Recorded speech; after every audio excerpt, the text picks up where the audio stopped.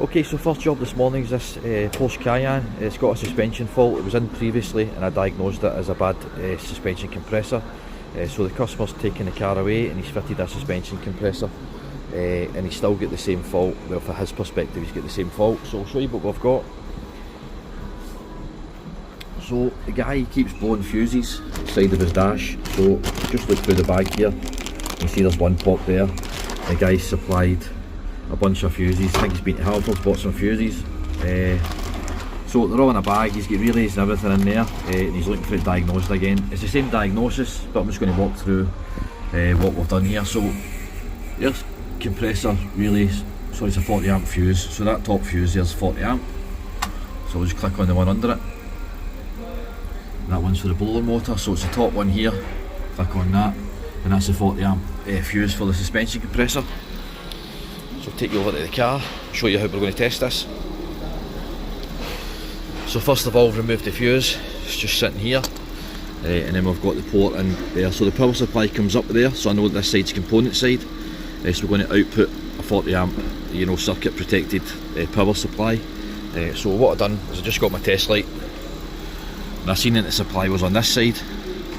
So I'll just press it on the terminal, so that means the power supply is on this side, and then the circuit breaks on the way down to the component on this side. So put the flash on, a bit dark. So what we're going to use the power probe hook. So with this tool I can output a power supply, but I can also fuse it, so it's got an internal fuse in it, and I can set the trip. So okay, so we're using the power probe hook, and what we can do with this tool is we can output a power supply, but we can also set the amperage for when it wants to trip. So if it reaches over 40 amps it will trip, and it won't just keep putting a power down. So we don't need to replace fuses every time it trips, obviously, because we've got this tool here, which is really handy. So if I set it to 40 amps, I'll just click on that, I'll just keep going through. So I've latched it to latch shut, and then if I just keep going, power plus min max. So if I select that, then I press up, you can see the red light has come on there. So we're putting power out down to the component, and we're setting it to trip at 40 amps. So just to confirm the fault, we can hear that beeping when it trips.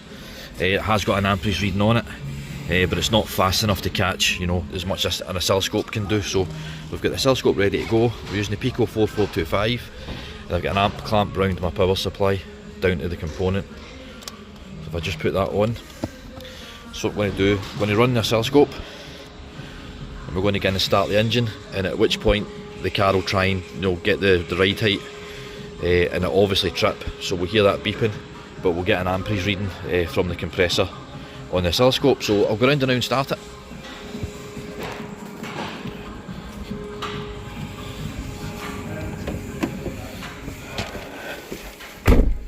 Okay, sweet screen down there.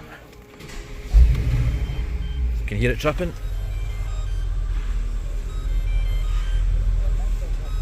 Okay, you can see the oscilloscope screen's got an amperage current there. So I'll turn it off and we'll go and check what's going on. Okay, so I'm back round the other side of the car. We're going to have a look at what we found here on the current waveform. So on page 3 on the oscilloscope, so I go back to page 2 when the car was trying to activate the compressor. So what happens is this tool will trip, then it'll allow the power out again, then it'll trip. So what we're seeing here on the waveform is when the car was activating the compressor, you can see the current rise, then it was tripping, and then it was allowing it to do it again, and then it just repeats the whole time. So we'll have a look at the the current consumption by the pump. We can see that the pump's actually pulling 60 amps, which is why the fuse is blown, because it's a 40 amp fuse that's in there. So we know that the pump is the problem, because when it's activated it's when it's pulling the current. So we've proved that the replacement pump is no good, and we can prove it's actually pulling 60 amps, which is 20 amps more than what's allowed. So that's it. So we've proved that the compressor's at fault, even though we've already diagnosed it the last time it was in. So the replacement compressor's at fault as well. So that's it. Thanks very much everybody.